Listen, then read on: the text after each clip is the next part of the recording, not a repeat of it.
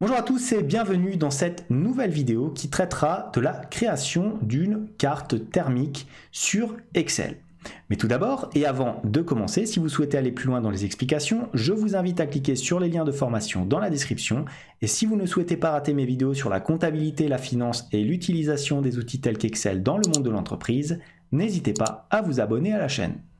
Alors, pour traiter un fichier météorologique et faire une carte thermique, on a donc ces différentes informations. Donc je vous ai préparé, regardez, une petite base de données avec les différents mois ici, les années et l'ensemble des données météorologiques à étudier. Donc voilà, on a les différents degrés donc par mois. On va donc les calculer éventuellement par saison en faisant leur moyenne, leur minimum et leur maximum. Et on va apprendre à mettre en forme tout ça de sorte à faire donc notre carte thermique. Donc déjà, qu'est-ce que je peux commencer à faire? Je peux éventuellement ici prendre les moyennes de saison. C'est un indicateur qu'on pourrait utiliser. Donc ça serait par exemple pour le printemps, allez, on va mettre de avril à juin. Alors je sais que c'est pas entièrement juste, hein, ne vous énervez pas dans les commentaires, puisque forcément ça n'est pas les mois complets. Alors ensuite l'été, ça serait éventuellement moyenne des différents mois, donc ça serait de juillet à septembre. Voilà, comme ça. Ensuite, on aurait tout ce qui est relatif à l'automne. On sélectionne, donc de octobre à décembre. On prend l'ensemble des éléments comme ceci, on ferme la parenthèse. Voilà. Ensuite, l'hiver, donc pareil, moyenne. Hop, de janvier à mars. Voilà, donc on a ces différents éléments, on appuie sur Entrée. Maintenant, qu'est-ce qu'on fait? On va calculer les températures minimales. Donc on va tout simplement faire min. Donc le printemps, ça sera donc de avril à juin. Voilà, on ferme la parenthèse, on appuie sur Entrée. L'été, ça sera de juillet à septembre. Voilà. Je suis allé un petit peu vite, voyez. Non, j'ai dit égal, comme ceci, de juillet à septembre. Ah, j'ai oublié encore. Non. Min, j'ouvre ma parenthèse, je ferme ma parenthèse, j'appuie sur Entrée. Voilà.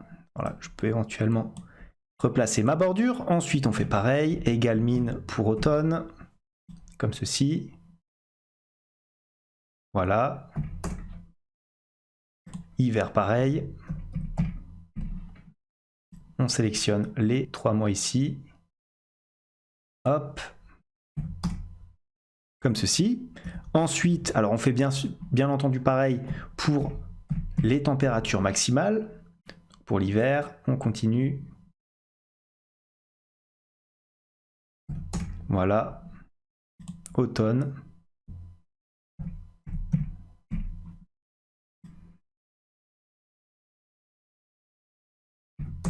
Voilà. Été. De juillet à septembre. Comme ceci. On ferme la parenthèse, on n'oublie pas. Ensuite, le printemps, pareil, donc max d'avril à juin. Voilà. On ferme la parenthèse, on appuie sur Entrée. Donc là, on a nos différentes températures. Alors déjà, qu'est-ce que je peux faire? Ajouter un petit degré thermique. Je pourrais éventuellement sélectionner tout ça et mettre une mise en forme conditionnelle. Comment? Avec éventuellement des nuances de couleurs. Par exemple, comme ceci, bien sûr dans l'autre sens. Donc on aurait à chaque fois différentes variations, allant bien entendu du rouge qui serait le degré le plus haut, au vert qui serait le degré le plus bas. On pourrait même faire plutôt quelque chose en rouge et bleu. Donc déjà ça, c'est une possibilité de faire de cette manière-là. Par exemple, on pourrait le faire là aussi sur l'ensemble de notre tableau afin d'y insérer véritablement une carte, disons, thermique avec des mises en forme. Donc on peut le faire avec des barres de nuances comme ceci dans les deux cas. Ou alors on peut le faire avec différentes conditions. Pourquoi?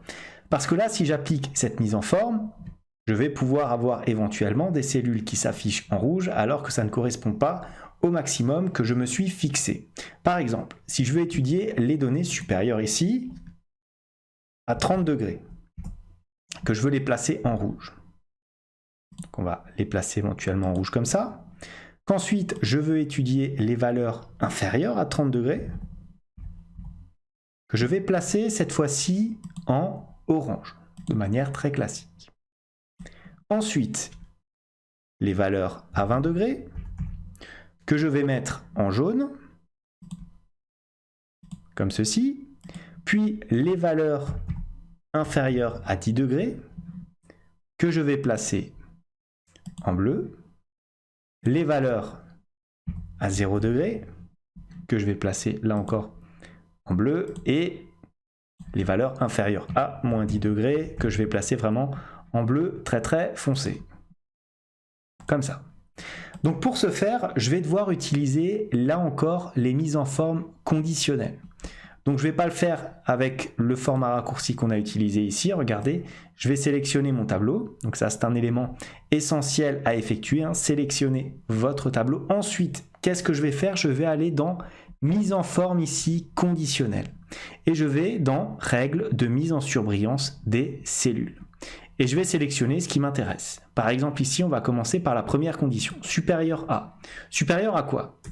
Je vous ai placé ici le degré palier, donc supérieur à 30 degrés. On clique directement dans la cellule. Comme ça, lorsque je vais modifier la cellule, ça va modifier aussi la couleur de mon graphique.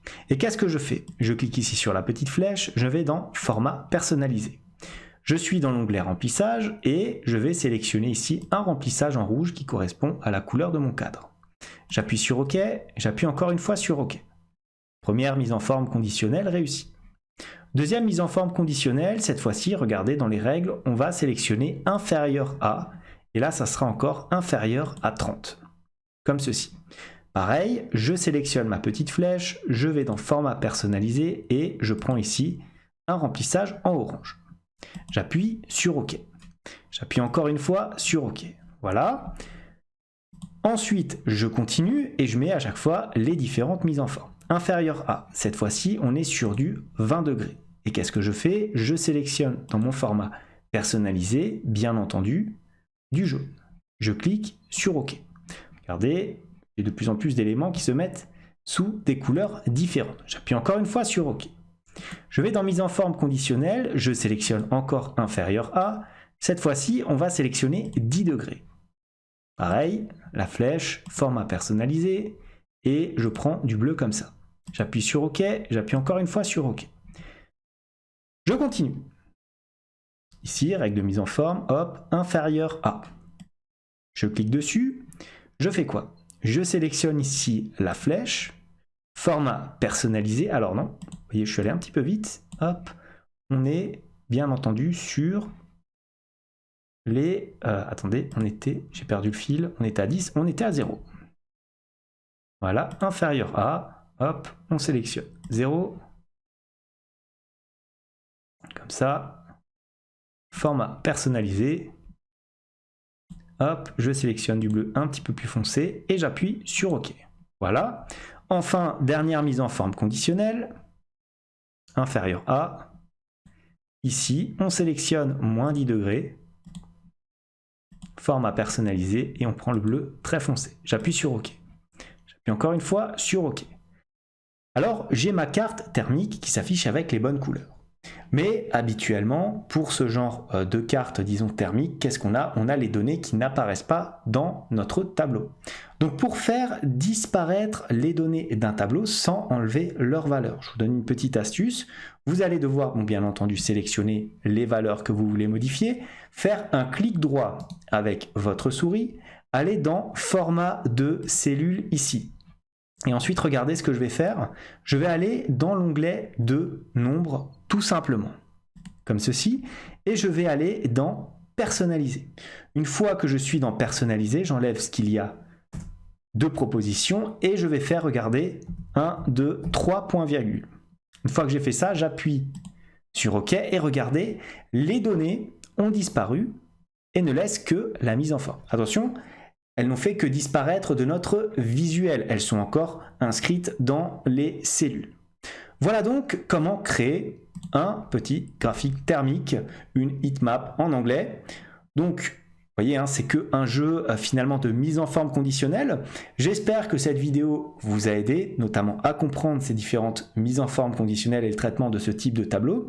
Si tel est le cas, n'hésitez pas à liker cette vidéo, à la commenter, à vous abonner à la chaîne si ça n'est pas encore fait. En tout cas, moi je vous dis merci et à bientôt pour de nouvelles vidéos.